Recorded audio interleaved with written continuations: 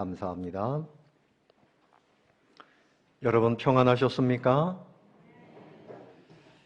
오늘은 예수님께서 예루살렘 성에 어린 나귀 새끼를 타시고 입성하신 종려주일입니다. 그 종려주일이라고 부르는 이유는 군중들이 예수님을 환영할 때 겉옷을 벗어서 길가에 깔고 종려나무 가지를 흔들면서 호산나 호산나 우리를 구원하소서 대환영을 했던 그런 날입니다. 이들이 호산나 주여 우리를 구원하소서 이렇게 부른 것은 로마의 압제로부터 해방시켜달라는 그런 외침이었습니다. 그러나 우리 예수님은 그 장군들의 멋진 준말을 타고 입성하신 것이 아니라 어린 나귀 새끼를 타시고 겸손의 왕으로 평화의 왕으로 오히려 이 로마의 압제보다 더 큰 문제를 해결하기 위해서 들어오셨어요. 모든 인생들을 지옥으로 끌고 가는 죄악의 문제를 해결하시기 위해서 십자가를 향하여 희생하시기 위해서 입성하셨던 것입니다. 성경학자들은 이사야 40장부터 마지막 66장까지를 구약에 있는 신약이라 그렇게 부릅니다. 그 중에서도 53장, 오늘 우리가 함께 보는 이 말씀은 메시아이신 예수님 이 땅에 오셔서 겪으실 고난과 승리에 대한 예언을 말씀하고 있습니다. 예수님이 당하시는 온갖 멸시, 천대, 굴욕, 고통, 이것을 기록하고 있습니다. 그래서 오늘 이 말씀을 통해서 왜 예수님이 고난당하셨는가? 정답은 분명합니다. 바로 저와 여러분 때문이죠. 그러면 우리는 그 고난을 가슴에 품고 어떻게 살아야 될까? 이 두 가지를 생각해 보려고 합니다. 주님은 우리 때문에 고난당하셨습니다. 여러분, 사람을 죽이는 방법 중에 가장 고통스러운 처형 방법은 십자가의 방법이라 그래요. 커다란 나무 십자가에 양손과 양발을 못을 박습니다. 오랫동안 매달려 있어야 됩니다. 금방 숨이 끊어지지 않아요. 청사를 한다든지 교수형을 한다든지 이러면 오히려 빨리 죽을 수 있습니다. 우리 예수님 가시면류관 쓰시고 채찍에 맞은 그 고통 그대로 안고 십자가에 달리셔서 9시간을 고통을 겪다가 그렇게 숨이 멎었습니다. 또 그것뿐만이 아니라 사람들로부터 이루 말할 수 없는 조롱을 다 당하셨지요. 육신적인 고통뿐만이 아니라 치욕의 고통입니다. 옷 하나 걸치지 못하고 십자가에 달리셨습니다. 모든 종류의 사람들로부터 치욕을 당했습니다. 대제사장들, 정치인들, 또 종교 지도자들, 군인들, 관원들, 이 사람들이 고개를 흔들고 침을 뱉고 손가락질을 했습니다. 심지어는 함께 달렸던 강도 중에서도 예수님을 손가락질을 했습니다. 이렇게 주님께서 이루 말할 수 없는 육신의 고통과 정신적인 고통 다 당하셨는데 그 이유는 뭡니까? 바로 우리 때문이라는 것입니다. 다르게 표현하면 바로 나 때문에 주님이 고통을 당하셨습니다. 4절부터 5절에 보면 우리라는 말이 7번이나 등장합니다. 우리의 질고를 지고 우리의 슬픔을 당하였거늘 우리는 생각하기를 우리의 허물을 인함이요 우리의 죄악을 인함이라 우리가 평화를 누리고 우리가 나음을 입었도다. 예수님은 아무런 죄가 없음에도 불구하고 바로 우리 때문에, 나 때문에 그 십자가에 달리셔서 고통을 당하셨어요. 여러분 6절을 다시 한번 읽어볼까요? 6절 다 같이 읽어봅니다. 우리는 다 양 같아서 그릇 행하여 각기 제 길로 갔거늘 여호와께서는 우리 모두의 죄악을 그에게 담당시키셨도다. 우리는 양 같아서 다 각기 제 길로 자기 생각대로, 자기 욕심대로, 자기 경험 따라 죄를 지으며 달려갔지만 살아보니 전부 죄악입니다. 그 죄악 때문에 예수님이 십자가에 달리신 겁니다. 세례 요한은 예수님에 대해서 세상 죄를 지고 가는 하나님의 어린 양이로다 그랬어요. 우리를 대신해서 엘사살 그 어린 양, 모든 죄를 짊어지고, 나 때문에 100% 주님은 아무런 죄가 없는데 100% 나 때문에, 우리 때문에, 나 때문에 주님이 그런 고통을 당하신 것입니다. 고백해 보시기를 바랍니다. 주여, 다 같이 고백해 봅시다. 주여, 나 때문입니다. 나 때문입니다. 나 때문에 주님이 십자가에 달리신 겁니다. 어떤 사람들은 우리 그러니까 너 때문에, 저 사람 때문에, 그 사람 때문에 이렇게 생각하려고 하는 경향들이 있어요. 아닙니다. 바로 나 때문입니다. 이 앞에 있는 박 목사 때문에 주님이 돌아가신 거고요. 이 자리에 앉아 계신 바로 여러분 한 사람 한 사람 때문에 주님 십자가에 못 박히신 것을 고백하시기를 바랍니다. 오늘 이렇게 성찬을 받게 되는데요. 예수님께서 마태복음 26장 26절 이하에서 말씀하셨어요. 그들이 먹을 때 예수께서 떡을 가지사 축복하시고 떼어 제자들에게 주시며 이르시되 받아서 먹으라. 이것은 내 뭐라고요? 몸이니라. 또 잔을 가지사 감사기도 하시고 그들에게 주시며 이르시되 너희가 다 이것을 마시라. 이것은 죄 사함을 얻게 하려고 많은 사람을 위하여 흘리는 바 나의 피, 곧 언약의 피니라. 오늘 성찬을 받으실 때 나를 살리기 위해서, 나를 죄를 용서하시기 위해서 우리 예수님 십자가에 못 박히시고 살과 피를 다 내어주신 그 사랑, 그 은혜를 가슴 깊이 새기고 감사하고, 그리고 이제는 주님의 백성다운 삶을 살게 되시기를 바랍니다. 우리가 많이 불렀던 찬송이 있어요. 예수님 날 위해 죽으셨네. 자, 우리 한번 같이 주님 앞에 믿음의 고백으로 불러봅시다. 반주자 나와서 반주 좀 하세요. 예수님 다른 사람 아닙니다. 날 위해 죽으셨네. 왜 날 사랑하나?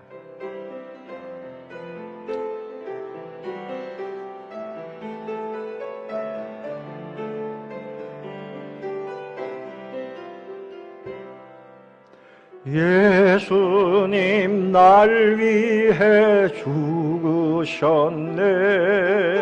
왜 날 사랑하나?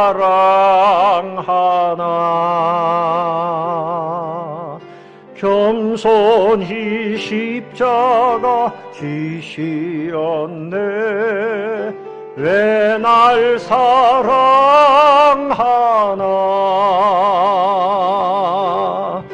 왜 날 사랑하나?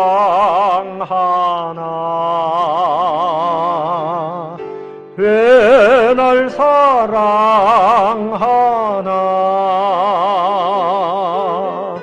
왜 주님 갈보리 가야 했나? 왜 날 사랑하나?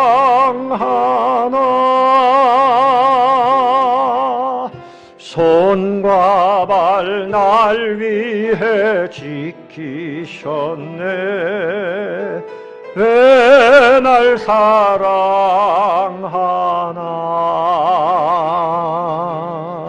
고난을 당하여 구원했네. 왜 날 사랑하나?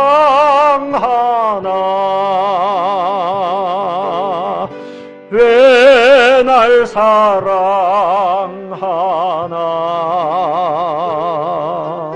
왜 날 사랑하나?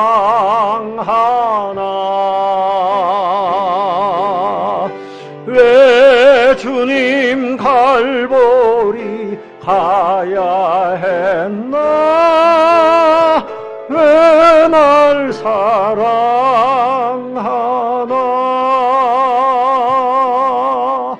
내 대신 고통을 당하셨네. 왜 날 사랑하나?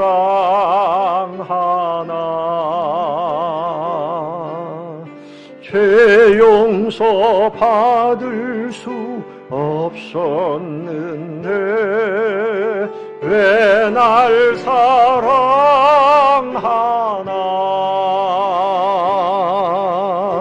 왜 날 사랑하나?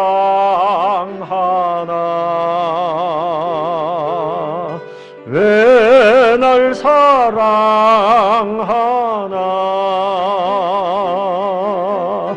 왜 주님 갈보리 가야 했나?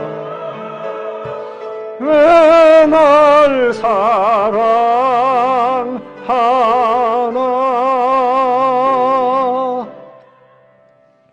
우리 예수님이 십자가에 달리신 것은 예수님이 반란죄를 저질러서도 아니고 성전을 모독해서도 아니고요. 바로 저와 여러분의 죄악 때문에 달리신 것입니다. 우리는 늘 주님의 십자가를 생각하고 날마다 그 은혜에 감사하며 사는 성도들이 되시기를 바랍니다. 두 번째로 생각할 것은 주님은 그야말로 견디기 어려운 고통을 당하셨습니다. 4절에 보면 질고를 지고 슬픔을 당했다. 5절에 보면 찔렸고 징계를 받았고 채찍에 맞으셨다. 그 채찍에 맞으면 말이죠, 그 뼈조각들 이런 것들이 같이 달려있는데 살이 툭툭 묻어 나옵니다. 창자가 보일 정도로 몸이 다 찢어지고 그런 고통을 겪으셨습니다. 7절에 곤욕을 당했다 그랬어요. 8절에 신문을 당하고 끌려갔다 그랬습니다. 가시관을 쓰시고 못과 창에 찔리셨습니다. 사람들이 멸시 조롱했어요. 모든 고통을 다 당하셨어요. 7절에 보면 그가 곤욕을 당하여 괴로울 때에도 그의 입을 열지 아니하였으며 마치 도수장으로 끌려가는 어린 양과 털 깎는 자 앞에서 잠잠한 양같이 그의 입을 열지 아니하였도다. 이렇게 고통을 당하시면서도 나 억울하다고 말씀하시지 않았습니다. 이놈들아 내가 누군 줄 알고 이러느냐라고 호통치시지도 않았습니다. 우리 예수님은 그냥 도수장으로 끌려가는 어린 양처럼 가만히 침묵하셨습니다. 왜 그랬을까요? 할 말이 없어서입니까? 아닙니다. 이 길을 가야만 했기 때문에, 우리를 구원하시고 아버지 하나님께 순종해야 됐기 때문에 그 고통을 그대로 다 감내하셨던 것입니다. 여러분, 할 말 다 하고 내 체면 앞세우고 자존심 찾다 보면요, 신앙생활 제대로 못합니다. 주님을 따라가려고 하면 우리도 주님처럼 견뎌야 됩니다.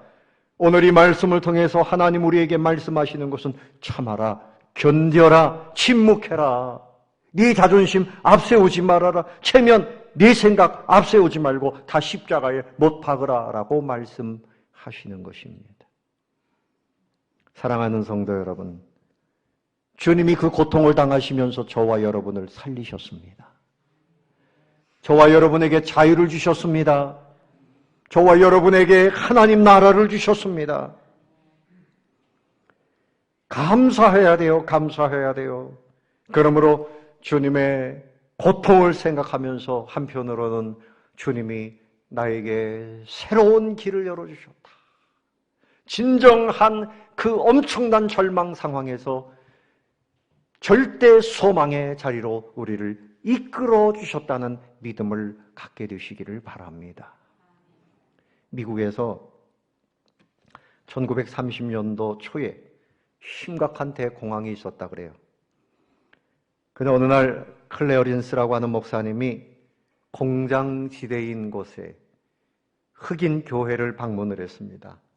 그 교회 성도들은 대부분 극빈자들이었다 그래요. 60% 이상이 실직을 했습니다. 직장을 잃었어요. 얼마나 고통스러운 상황입니까? 그런데 예배를 드리는데 얼마나 성도들의 찬송이 희망차고 힘이 넘치고 감사가 넘치는지 목사님이 정말 감동이 되어지고 견딜 수가 없었습니다. 그래서 설교를 하시다가 말고 목사님이 질문을 했습니다. 여러분, 지금은 여러분들 다 고통을 겪는 대공황 상황입니다. 도무지 세상을 보면 희망이 보이지 않고 모두가 절망하고 있는데 어떻게 여러분은 뭐가 그렇게 즐겁습니까? 어떻게 여러분은 이렇게 찬송을 기쁘게 합니까? 여러분 얼굴에서 절망이라고 하는 그림자도 찾아볼 수가 없으니 도대체 이유가 뭡니까? 그랬더니 한 교인이 그 자리에서 벌떡 일어나서 밝은 표정으로 대답을 했답니다.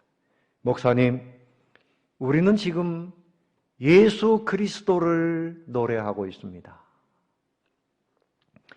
예수 그리스도가 언제나 우리에게 소망이거든요. 예수님이 내 곁에 계신다는 이 사실이 우리에게는 언제나 감사이고 기쁨입니다. 좀 사업이 어렵고 건강이 문제가 되고 세상이 어려워도 주님이 나 위에 흘리신 그 보혈은 여전하고 주님의 약속대로 우리에게 천국이 준비되어 있고 하나님의 사랑은 지금도 변함이 없습니다. 그런 고백이지요. 사랑하는 성도 여러분, 주님의 고난은 여러분에게 희망을 주는 것입니다. 용기를 가지시기 바랍니다. 하나님의 그 사랑, 주님의 사랑, 그것을 노래해야 돼요.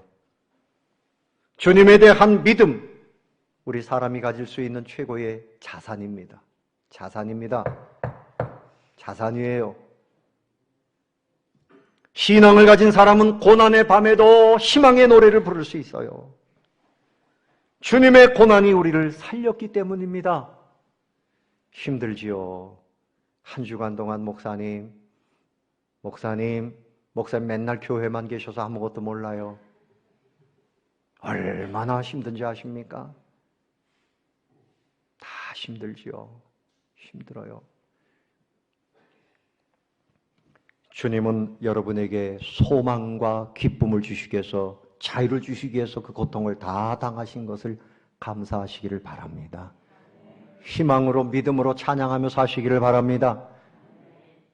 이제 생각할 것은, 그러면 주님이 그렇게 고난을 당하셨는데 우리도 십자가를 져야 된다고 말씀하셨어요. 성도는 예수의 흔적을 가져야 됩니다. 뭘 가져야 된다고요? 흔적입니다. 흔적.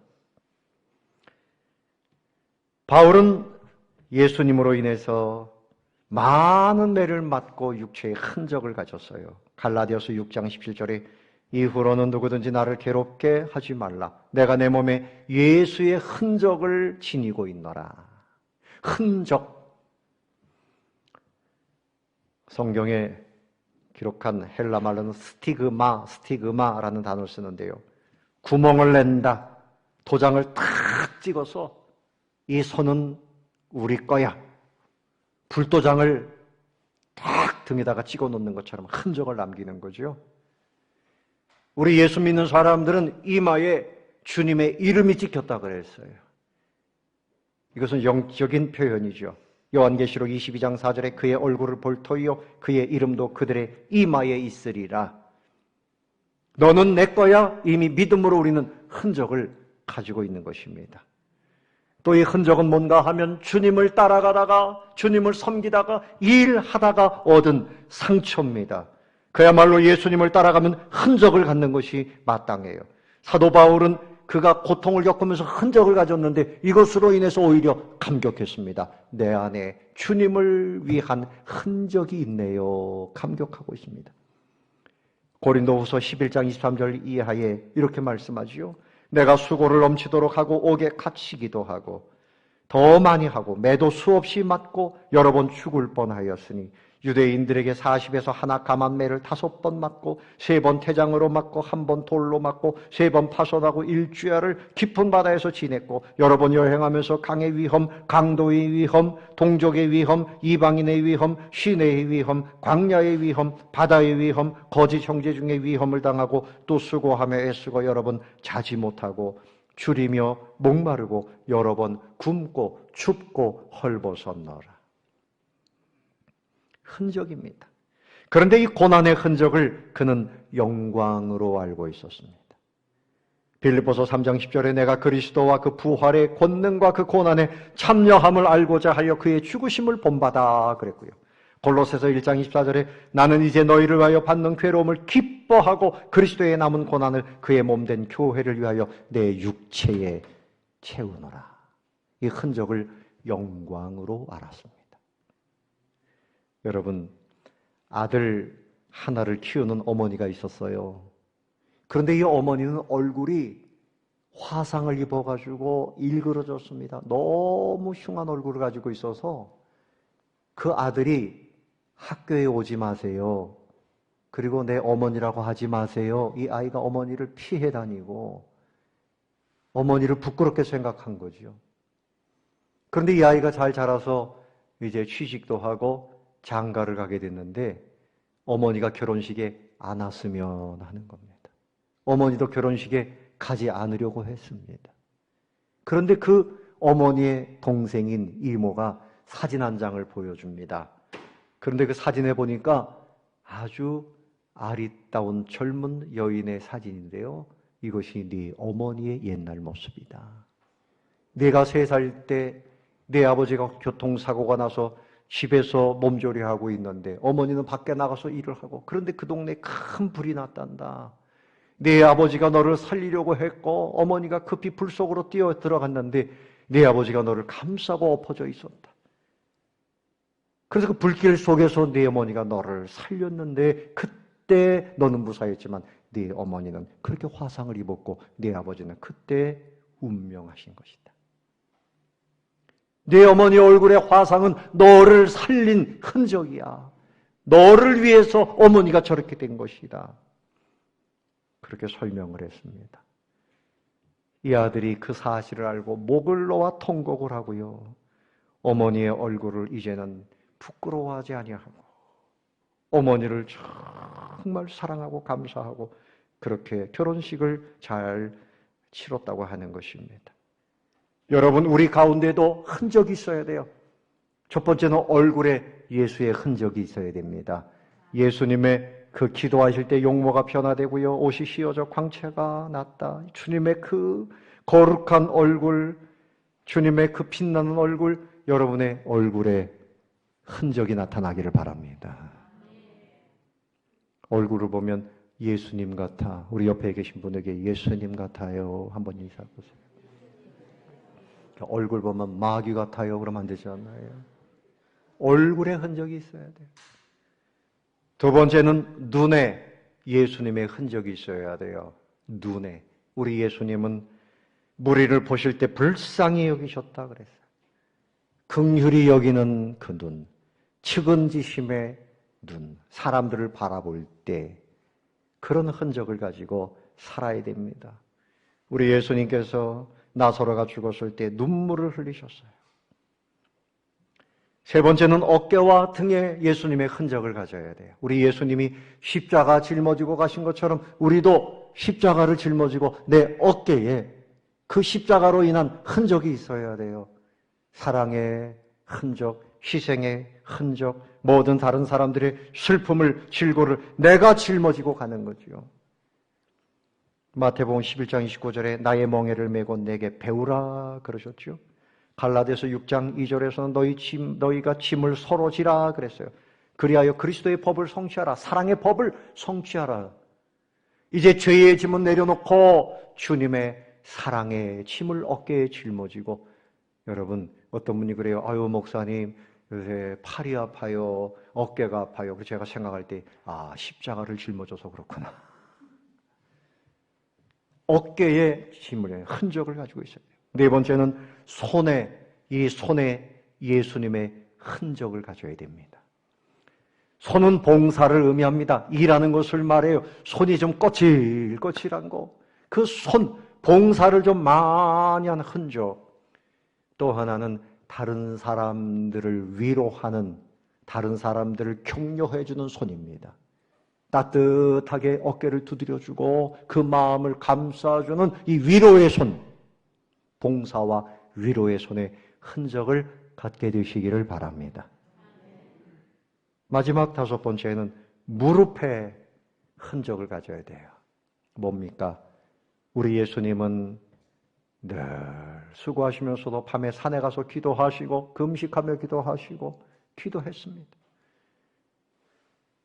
기독교 역사의 위대한 사람들, 무릎의 흔적을 가진 사람들이에요. 예수님의 동생 야고보는 얼마나 기도를 많이 했는지 별명이 낙타 약대 무릎이라 그랬어요. 말씀을 맺겠습니다. 우리 예수님은 여러분을 살리신 분입니다. 감사하시기를 바랍니다. 그러므로 소망하시기를 바랍니다. 마음의 용기와 자유를 가지시기 바랍니다. 그리고 우리도 주님처럼 흔적을 가지고 바울처럼 그렇게 승리하며 세상에 기쁨을 주는 복된 인생들 다 되시기를 예수님의 이름으로 축원합니다.